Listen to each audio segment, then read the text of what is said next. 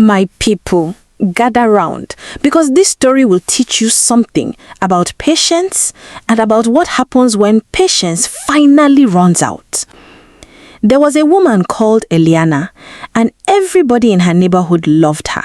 She was 29 years old, and she had the kind of smile that could calm down an angry market woman. She greeted everyone, even the chickens that wandered into her compound.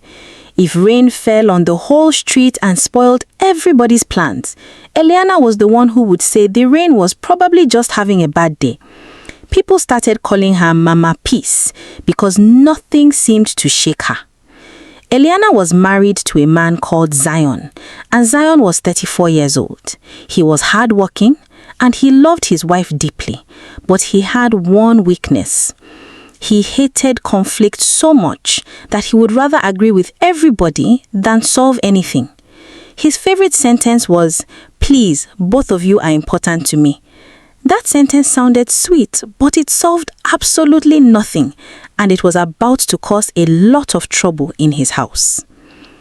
Zion's mother was called Mama Beatrice, and she was 61 years old. Mama Beatrice believed deep in her heart that no woman on earth deserved her son. She had a gift, and that gift was smelling disrespect from 3 compounds away, even when there was no disrespect anywhere near her. If Eliana sneezed twice in one afternoon, Mama Beatrice was already convinced it was a coded message against her. There was also a woman called Mama Ruth, and she was 52 years old. Mama Ruth did not gossip, she said to herself many times. She simply believed that information needed to travel, and she was happy to be the one who carried it from house to house. If a hen laid an egg on the wrong side of the street, Mama Ruth would know about it before the hen itself finished cackling.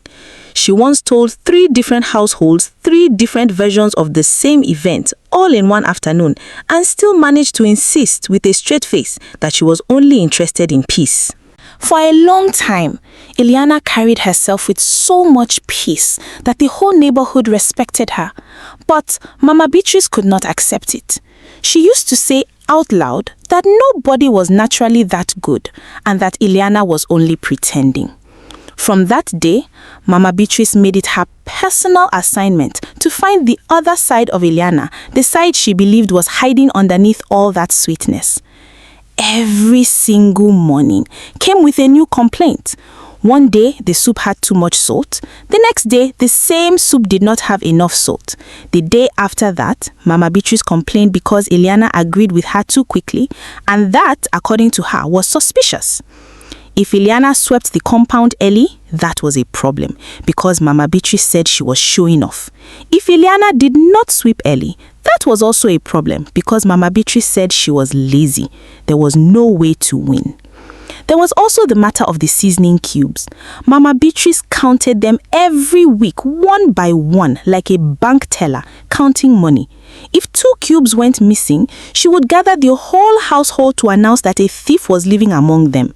Nobody in that house had ever seen anyone steal a single cube, but Mama Beatrice was convinced. And once Mama Beatrice was convinced of something, arguing with her was like arguing with a closed door. Eliana simply bought extra cubes with her own money, quietly, just to keep the peace, and said nothing about it. Then, there was the incident of the wedding invitation card. Mama Beatrice's younger sister was getting married in the next town, and everybody in the family received a card except Eliana. When Eliana asked gently whether her own card had perhaps gotten lost, Mama Beatrice looked at her with wide, innocent eyes and said the invitation list was simply full, as if a wedding hall had a strict limit of 100 and no more. Zion tried to smooth things over by saying, please, maybe it was a printing mistake, and Eliana let the matter drop, even though everybody in that room knew exactly whose hand had caused her name off that list. One afternoon, Mama Beatrice quietly went into the kitchen and changed all the containers. She poured sugar into the pepper container, she poured pepper into the flour container, then she went outside and sat down, waiting, like someone waiting for a football match. When visitors arrived that evening, Eliana made tea for everybody, and the tea nearly sent the whole gathering into the spirit world. People were coughing. Somebody's eyes were watering. Mama Beatrice folded her arms immediately and announced that she always knew this girl could not cook. Nobody in that room knew that she was the one who had rearranged the whole kitchen with her own 2 hands. Zion, meanwhile, did what Zion always did. He did not ask a single question. He simply scratched his head and said, "Please, let us not fight over Pepe." My people, if confusion were a paying job, Zion would have been the managing director of that company with his own office and his own parking space. This kind of thing continued for months. Small tricks, small comments, small wars that only Mama Beatrice understood the rules of. Eliana kept smiling through all of it because she believed that peace was more important than pride, and because she loved Zion enough to protect his home, even when his own mother was trying to burn it down slowly. But peace, my people, is not the same thing as weakness, and there is always a day when even the calmest river finally overflows. That day came on an ordinary afternoon, the kind of day nobody expected to remember. Mama Beatrice was in one of her moods, accusing Eliana of disrespecting her over something so small that even she could not explain it properly. Eliana still smiled. She still tried to calm the woman down the way she always did. She reached out gently and touched Mama Beatrice's arm, only to beg her to lower her voice. That touch was the wrong move, at least in Mama Beatrice's eyes. She pulled her arm back sharply, and before anybody could blink, she raised her hand and slapped Eliana across the face. The sound of that slap seemed to hang in the air longer than a sound should. A cup fell from Eliana's other hand and broke on the floor. Silence took over the whole room. Even the ceiling fan, my people, seemed to slow down out of shock. Eliana stood there for a moment, one hand slowly rising to touch her own cheek. Her eyes filled with water, but not one tear fell. She had forgiven insults, she had forgiven tricks with pepper and sugar, she had forgiven years of quiet wickedness, dressed up as concern. But a hand raised against her was a line she had never expected anyone to cross. And something inside her quietly changed in that moment. She did not shout, she did not cry, she did not even report the matter to Zion that night.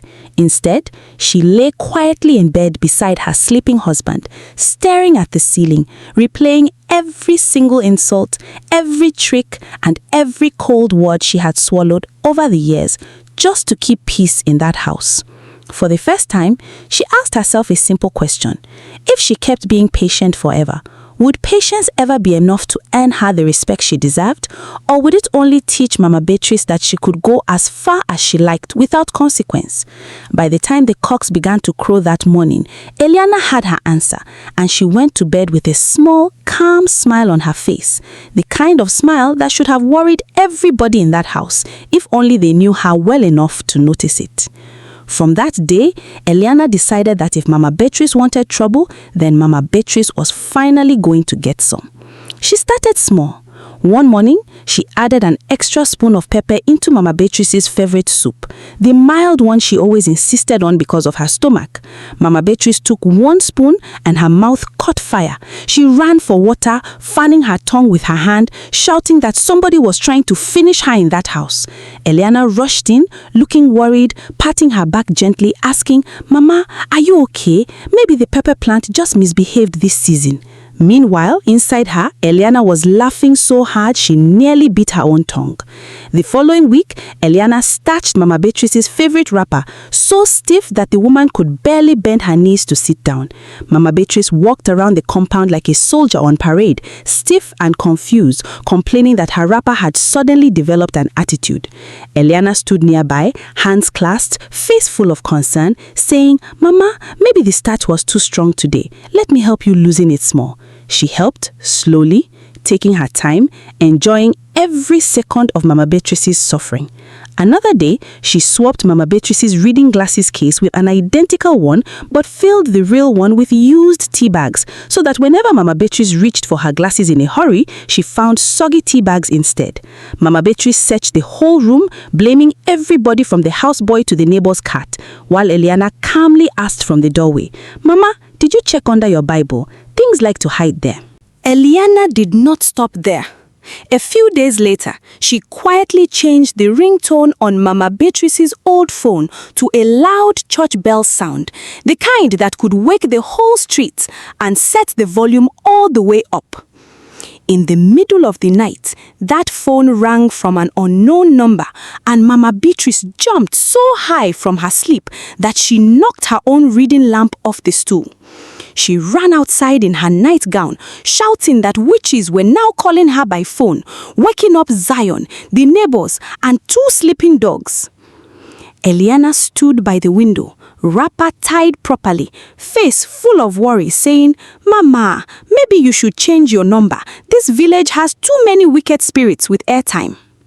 Not long after that, Mama Beatrice's favorite church hat disappeared from its usual nail on the wall, only to reappear a week later, sitting proudly on top of the wooden pole where the family usually hung clothes to dry, tied firmly so it would not fall even in strong wind. Mama Beatrice screamed when she saw it, convinced that someone was sending her a spiritual message. She called her pastor, she called Mama Ruth, she even called a prayer warrior from 2 streets away. Eliana simply stood beside her, nodding seriously, saying, "Mama, maybe it wants to preach the gospel to the clothesline too." By now, the whole neighborhood had started talking. Mama Ruth, who never gossiped according to herself, told anyone who would listen that something strange had taken over Mama Beatrice's house, and that maybe her enemies from years back had finally caught up with her. Other neighbors whispered that Mama Beatrice's constant wickedness over the years had finally invited spiritual wahala into her home.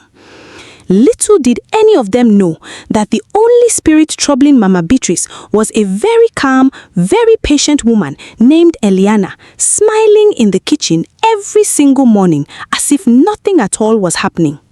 Every single time Mama Beatrice shouted, accused, and searched for a culprit, Eliana stood there looking innocent, patient, and endlessly helpful. She fetched water, she rubbed backs, she offered advice. She never once smiled where anybody could catch her, saving all her laughter inside of her own chest. Mama Beatrice began to lose her mind slowly. She started sleeping with her wrapper under her pillow.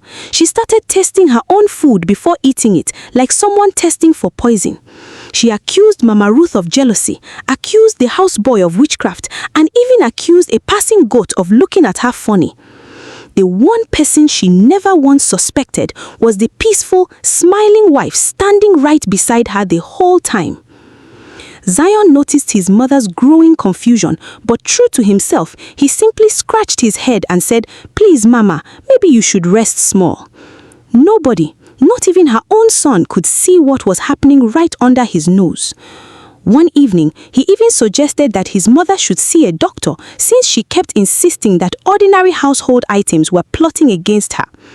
Mama Beatrice nearly chased him out of the room for that suggestion, shouting that she was not mad, only surrounded by enemies. One evening, after yet another mysterious disaster involving her favorite headscarf turning an unexpected shade of pink in the wash, Mama Beatrice sat down on her small stool outside, looking tired in a way nobody had ever seen her look before.